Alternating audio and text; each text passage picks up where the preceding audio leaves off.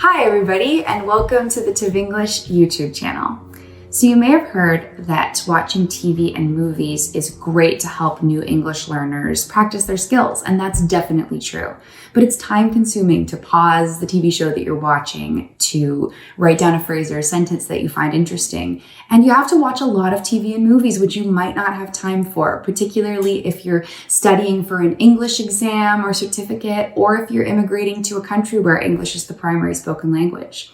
That's why we created TVnglish YouTube channel. We do all the hard work for you. We gather practical and interesting phrases from different TV shows and movies, and then we take 25 of those phrases, explain the meaning to you and where you might use that in the world, and then we just break it down into videos that are about 10 minutes long.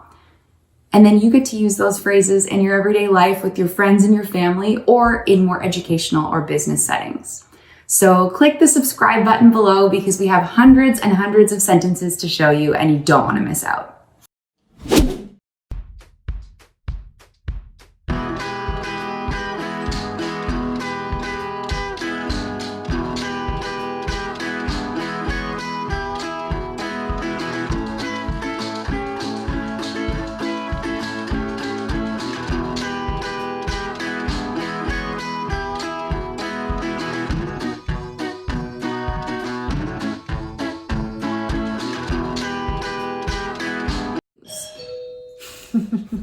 Who's here?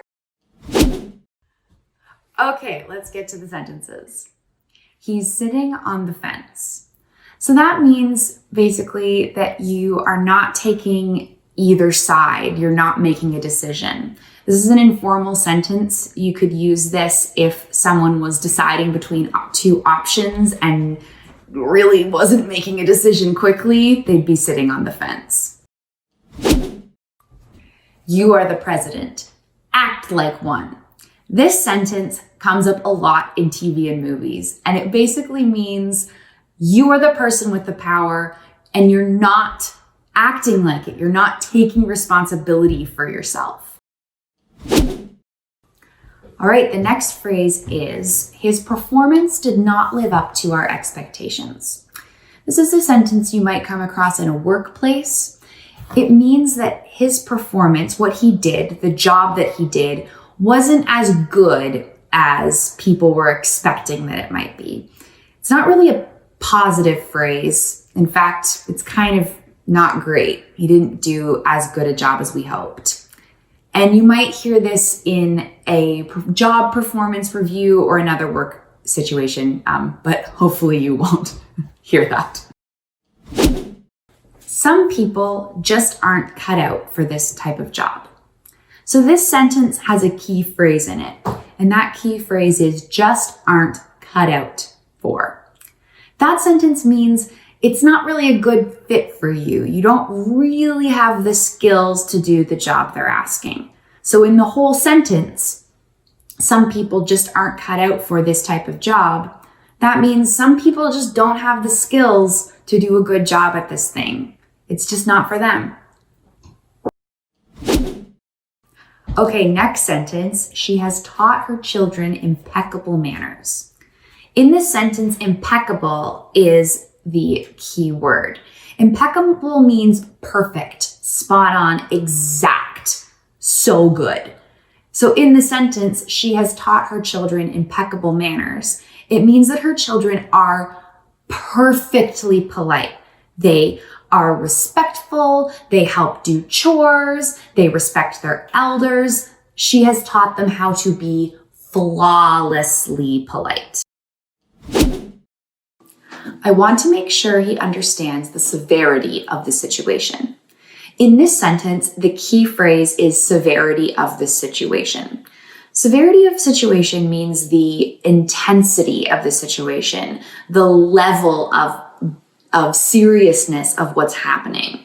Usually it has a negative connotation. The severity of the situation means often that the situation is not so good.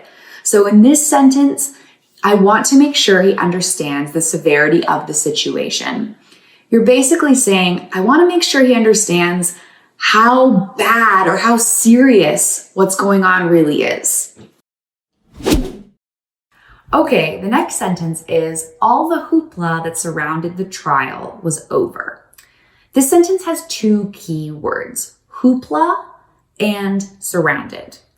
Hoopla is kind of a funny word that comes up a lot in maybe legal TV shows or in newspaper articles. And hoopla basically means a fuss or lots of things happening, lots of noises, lots of different people saying things, just a lot of stuff happening.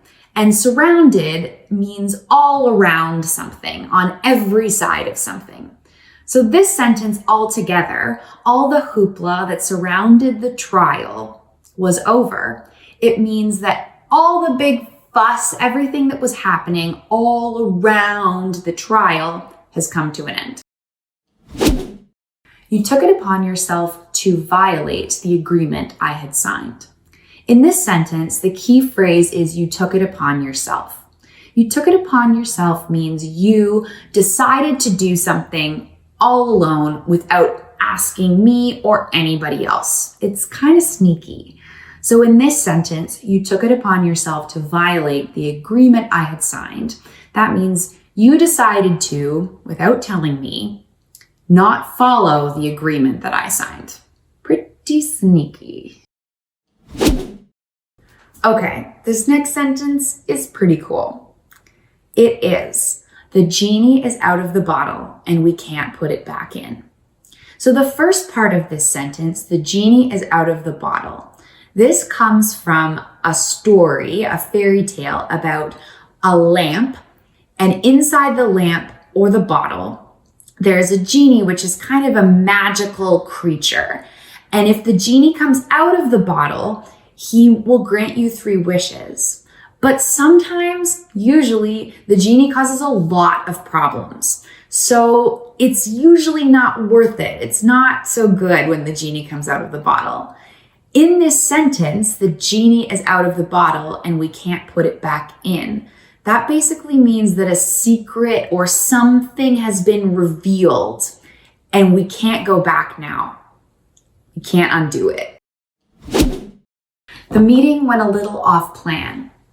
So this sentence has the key phrase off plan in it, which means you had an idea or a plan of how things were going to go and it didn't really work out how you hoped. This sentence has a negative connotation. Usually when things go off plan, it's not in a good way. So altogether, the meeting went a little off plan means the meeting didn't really go the way that you hoped or wanted it to go. Okay, next phrase. We'll be safe. We have contingencies in place. The key phrase in this sentence is have contingencies in place. A contingency is a backup plan. So if you have contingencies in place, you have other plans in case your first plan, what you're hoping is going to happen, doesn't work out. So the whole sentence, or 2 sentences, we'll be safe. We have contingencies in place means we don't have to worry because we have other plans if our first plan doesn't work out. All right, this next sentence is very practical. The sentence is, you need to adjust your attitude. When someone needs to adjust their attitude, it means that they're not acting as they should. Maybe they're being unprofessional, maybe they're being rude, maybe they're being mean or lazy. So you can say you need to adjust your attitude if you'd like to that person to change how they're acting. And it's really useful because it's polite. It's not too aggressive. You can say that to a friend or a coworker, and they probably won't take offense, and hopefully they will change how they're acting. We are over the hump. The rest of the work is easy. So in this sentence, the key phrase is over the hump. A hump is like a hill. It's a shape like this. So if you're walking up the hill, you get to the top, and you're over here, all the rest of your walking is going to be downhill. It's going to be easier. So over the hump means that you've done most of the hard work and the rest of it is going to be easy. So altogether, the whole sentence, we are over the hump. The rest will be easy. We have finished the hardest part. The rest is going to be easy. Okay, next sentence. And this one is a little more educational. I'm afraid I'm not at liberty to speak about my client's confidential information. So the key phrase in this sentence is at liberty. At liberty means free to, allowed to. So in this sentence, I'm afraid I'm not at liberty means I'm sorry, I am not allowed to. I'm not free to. And then the other word that's a little bit tricky in this sentence is confidential. Confidential means that it's information that's just between two people, usually in a professional setting, maybe like a doctor or a lawyer. Information between those professionals and their clients is confidential. So this whole sentence, I'm afraid I'm not at liberty to speak about my client's confidential information, means I'm sorry, I'm not allowed to speak about my client's private information. Okay, next sentence. She was tormented by feelings of guilt. So this sentence has two parts, tormented and feelings of guilt. Tormented means it's really bothering you. It's really annoying you. It's causing you a lot of problems. And feelings of guilt are when you do something and then you feel bad about it afterwards. So she was tormented by feelings of guilt means she was really bothered by the bad feelings that she got after doing something. This sentence is a little dramatic. So if you do something and then you feel bad about it, you could try it on your friends if you feel like maybe making them feel kind of bad for you. Okay, the next phrase is, I know there's no apology that can touch what you're feeling. So in this phrase, the key part of it is touch what you're feeling. Touch what you're feeling means make a difference to how upset you are, make a difference to what's going on with you. So in this sentence, I know there's no apology that can touch what you're feeling. It means I know there's nothing I can say, no way I can apologize that would make you feel better or would make a difference to how you're feeling. If you're really sorry and you really want to make someone understand how sorry you are, you can say, I know there's no apology that can touch what you're feeling. Okay, the next phrase is a little creepy. She was convinced that he was possessed by the devil. So the key phrase in this sentence is possessed by the devil. Possessed by the devil is this idea of a dark spirit coming into someone's body and sort of taking them over and making them do bad, evil things. So this sounds a bit out there, and it is. It's usually something that happens in horror movies. Someone gets possessed by the devil. So you can hear it in a horror movie, but you could also use it when you're joking with your friends. If someone's being a little wild, you could say, oh, they're possessed by the devil. But usually you're going to hear it in a horror movie. The next sentence is really practical. The sentence is, I'm getting things in order.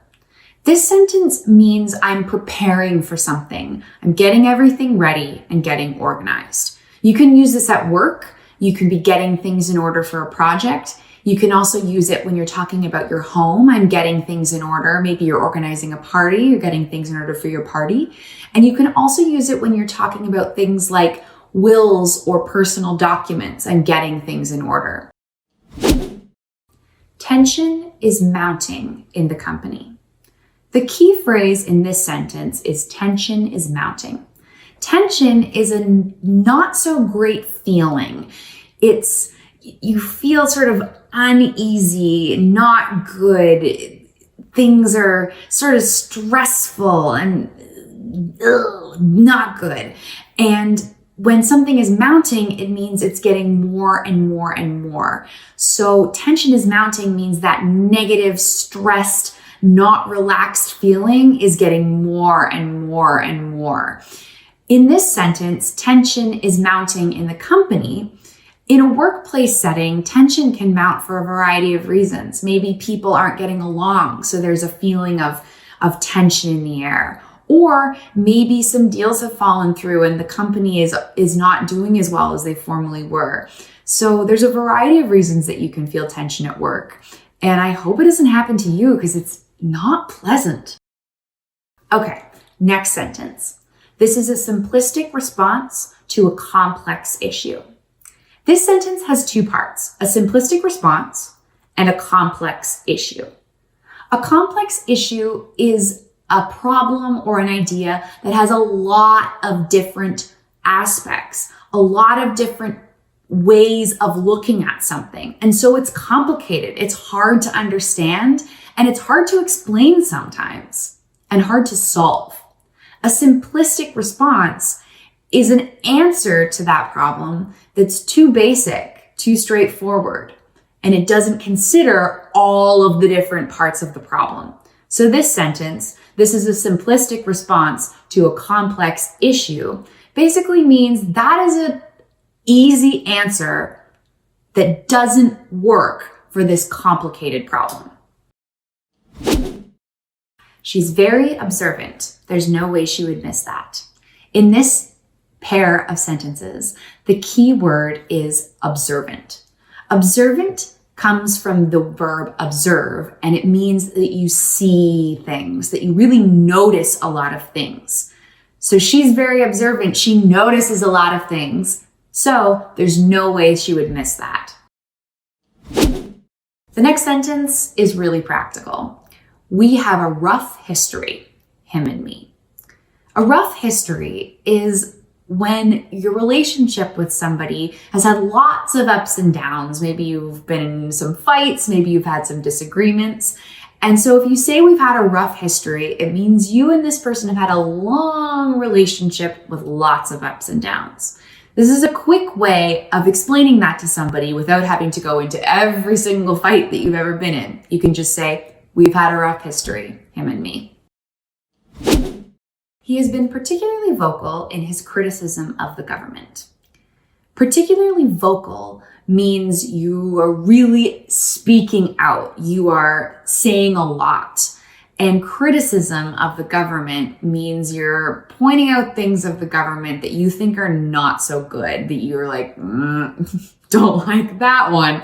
So if you're particularly vocal in your criticism of the government, you're really giving the government a lot of criticism and you're saying it loud for all to hear.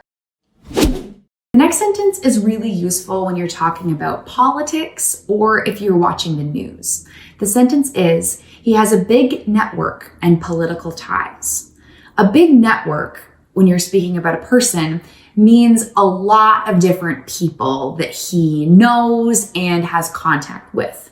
And then political ties means that he has relationships with people who have power in the government. A tie means that you have a relationship with a person. So this whole sentence, he has a big network and political ties, means he knows lots of people and has relationships with people who have power in the government. Okay, the next sentence is really useful.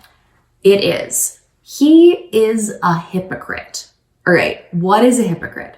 A hypocrite is somebody who says they're going to do one thing, but actually does something else. Or even worse, they tell you to do something, but then they don't do it themselves.